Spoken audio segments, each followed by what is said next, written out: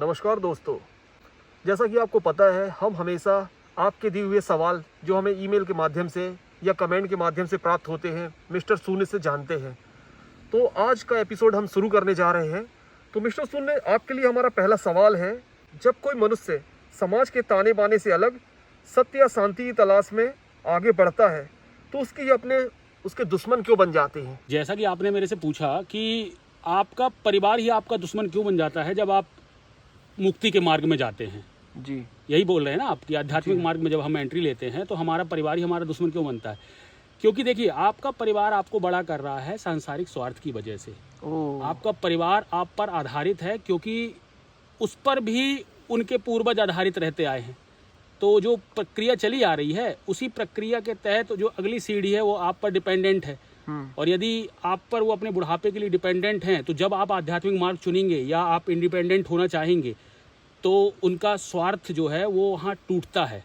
और अगर किसी का स्वार्थ पर चोट लगेगी तो वो आप पर सबसे पहले आघात करेगा। इसीलिए सबसे पहला दुश्मन जो होता है वो आपका अपने ही बनते हैं। गौतम बुद्ध के जीवन से भी आप देख सकते हैं, उनके घर वालों ने कभी उनका सम्मान नहीं किया होगा। वो हमेशा उनको यही चाहते थे कि भाई वो सांसारिक जीवन में लौट आए। उसी प्रकार राम जब वनवास गए थे तो उनके पिता कितने दुखी हुए। भाई दशरथ आखिर पुत्र वियोग में ही उनको निधन हुआ ना। जी हाँ। तो पुत्र वियोग या कोई व्यक्ति वियोग कर लेता है या कोई व्यक्ति उसका प्रतिघात भी कर सकता है। तो दोनों ही कारण होते हैं। यदि आपका परिवार आपको बहुत ज़्यादा डोमिनेट करके रखा हुआ है तो आपके आध्यात्मिक मार्ग को कभी बर्दाश्त नहीं कर सकेंगे। इसीलिए कहा गया है कि जितना भी सांसारिक विषय वस्तु या व्यक्तियों से आप अपनी डिपेंडेंसी कम करें तो वो ज़्यादा आपको अच्छा होगा। मिस्टर शून्य, हमारा दूसरा सवाल यह है कि मनुष्य धरती पर ईश्वर से क्या प्रॉमिस करके नीचे आता है? मनुष्य ईश्वर से कोई प्रॉमिस करके नहीं आता। मनुष्य का सिर्फ ये है कि इस पृथ्वी पर जब वो जन्म लेता है ना तो उसकी सारी जानकारियाँ उसके परिवार और उसके समाज की दी हुई होती हैं। जानकारियाँ उसके परिवार से प्राप्त होती हैं। फिर उसकी जैसे जैसे शिक्षा बढ़ती है तो उसको जानकारियाँ प्राप्त होती रहती हैं। उसी के अनुसार वो अपना जीवन जीता है।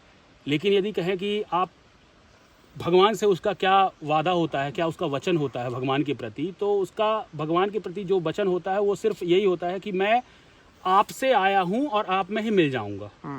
तो प्रत्येक मनुष्य को आप देखेंगे कि वह सांसारिक जीवन में हमेशा एक शांति और सुकून की तलाश में भटकता रहता है।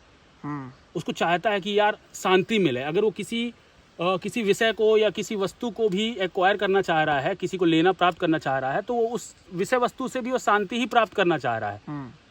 किसी से संबंध स्थापित करना चाह रहा है तो उसके बीच में भी उसका उद्देश्य यही है कि इसके साथ मुझे दिल की थोड़ा सुकून मिलेगा, शांति मिलेगी, तो मैं इसके साथ रिश्ता बनाता हूँ।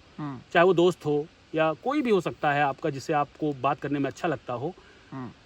तो आपको ये सोचना होगा कि भगवान के प्रति आपका सिर्फ एक ही वचन है कि अगर हम भगवान से आए हैं, हमको इस प्रकृति ने जन्म दिया है, तो हमको इसी प्रकृति की मिट्टी में मिल जाना है। तो जब आपको इसी में मिलना है ना, तो पहले से ही आप इस चीज़ की प्रिपरेशन इस तरीके से करें कि हमारा जो जाने का रास्ता है, जो हम जैसे हम किसी उद्देश्य के लिए तो यहाँ आए नहीं है, हमारा कोई उद्देश्य तो है नहीं, क्योंकि आपका उद्देश्य आप जो सेट करते हो वो तो होता नहीं है। प्रकृति का एक अपना उद्देश्य है, उसके अकॉर्डिंग प्रकृति ने आपके अंदर वो सारी हैबिट डाल दी हैं। प्रकृति को चाहिए कि मानव जाति बढ़ती रहे, तो वो प्रकृति ने आपके अंदर एक ऐसा गुण डाल दिया है कि जैसे ही आप उस एज में आएंगे तो ऑटोमेटिक आप उस विपरीत लिंग की तरफ आकर्षित होने लगेंगे।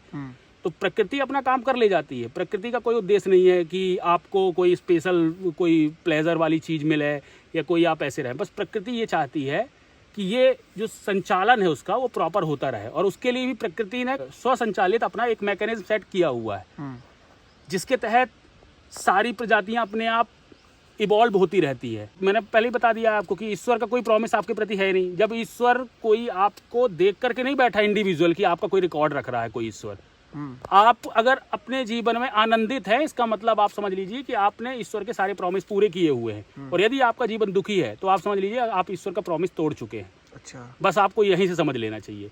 तो ईश्वर का प्रॉमिस आपके प्रति तभी अच्छा सिद्ध होगा जो आप चाहते हैं कि ईश्वर ने यदि आपको कोई प्रॉमिस किया होगा तो सिर्फ आपको आपकी आत्मा में लौटने का ही प्रॉमिस है। आप जहाँ हो आप अपनी आत्मा में स्थापित हो जाओ।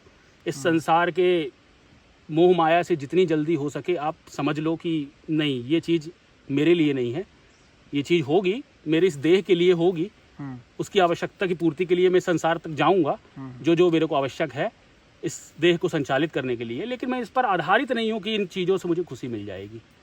तो इस भाव से आप जीवन जिए तो आप ईश्वर का प्रॉमिस पूरा कर सकेंगे।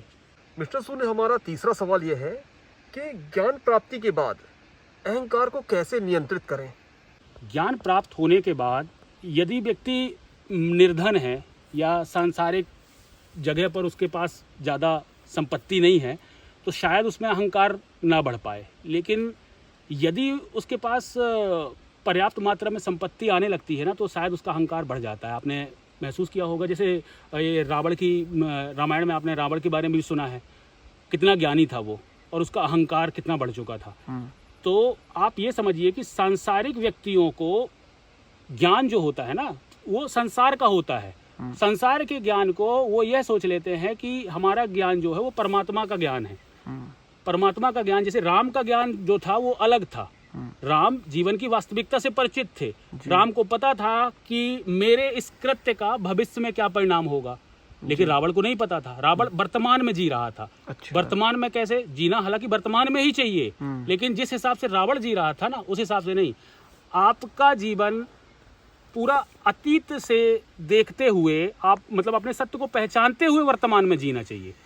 ये नहीं कि आप वर्तमान में अपनी देह को वास्तविकता मान करके जी रहे हैं। रावण जैसे लोग होते हैं जो वो अपने देह को ही वास्तविकता मान करके जीते हैं। तो जब अहंकार यदि किसी व्यक्ति का जब बढ़ता है तो उसको नियंत्रित करने के लिए व्यक्ति को शुरू से ही अपने जिसको साधना कहते हैं, आप जिसको ध्यान कहते हैं, आपको यह पल पल यह बात ध्यान रखनी होगी कि आपको एक दिन इस दुनिया से जाना है और आपके द्वारा किया हुआ धर्म के साथ जो आप चलेंगे वही चीज़ यहाँ इतिहास में अमर होने वाली है। बाकी चीज़ें नकारात्मक रूप से यहाँ जगह बनाएंगी जो पूरी मानव जाति के लिए शायद गलत दृष्टि से आगे बढ़ेंगी। जैसे बहुत सारे लोग हुए जिन्होंने अपने जब भी वो शक्तिशाली थे अपने राज्य में उन्होंने बहुत अत्याचार किए। आज की मानव जाति क्या उस किए हुए अत्याचारों को महिमा मंडित कर रही है? कहीं ना कहीं तो उसकी थू थू हो रही है ना। कहीं ना कहीं लोग उसकी निंदा ही करते नजर आते हैं ना। जी हाँ। आप ये सोचिए कि आपने किसी भी व्यक्ति को अधार्मिक रूप से नुकसान पहुंचाया, आपने अधार्मिक रूप से किसी व्यक्ति को नुकसान पहुंचाया तो इतिहास आपको गलत अपराधी ही बनाएगा। आज आपके समूह के लोग की जनसंख्या ज्यादा हो तो भले ही आपके लिए लोग तालियां बजा दें, लेकिन भविष्य में यदि आपके लोगों की जनसंख्या कम होगी, यदि आपके लोगों के पास शक्ति कम होगी तो फिर आपको इस चीज़ का जवाब जरूर देना पड़ेगा। इसीलिए जनता अधिकतर ऐसे लोगों को अपना आइडल बनाना चाहती है जिनके इतिहास में अच्छे कार्य रहे हों। तो उसके लिए ध्यान की ही प्रक्रिया होगी कि आपको निरंतर आप ये ध्यान रखें कि आपको अहंकार कभी भी बढ़े ना तो आपको स्वयं नियंत्रित करने का प्रयास करना है। आपको किसी की तारीफ करने से खुश नहीं होना है। किसी की अगर आप तारीफ से खुश नहीं होंगे तो फिर उसकी बुराई करने पर आप दुखी भी नहीं होंगे। अच्छा। प्रॉब्लम ये होती है ना कि आप किसी की तारीफ की या पूरी दुनिया का जो आपको महत्व देती है जब दुनिया, तो आप उसको इतना सीरियस ले लेते हैं कि जब वो आपको महत्व देना बंद करती है तो आपको बहुत बड़ा दुख देता है वो फिर वो क्षण, जिस कारण वह अपनी पूरी प्रक्रिया नहीं समझ पाते, अपने इंद्रियों को नियंत्रित नहीं रख पाते और उनका अहंकार जो है वो जन्म लेता रहता है। तो इसीलिए अपने इंद्रियों पर नियंत्रित करने के लिए अपने विवेक से अपने आप को संचालित करना चाहिए। आपको ये सोचना चाहिए कि मेरा जो शरीर है वह एक गाड़ी है जिसके अंदर एक ड्राइवर बैठा है, वही ड्राइवर निर्णय लेगा, ना कि ये शरीर लेगा। अब इस शरीर से इंद्रियों से जो भी चीज़ें आकर्षित कर रही हैं आप उनको पहले ही समझ जाओ कि ये खतरे की घंटी है।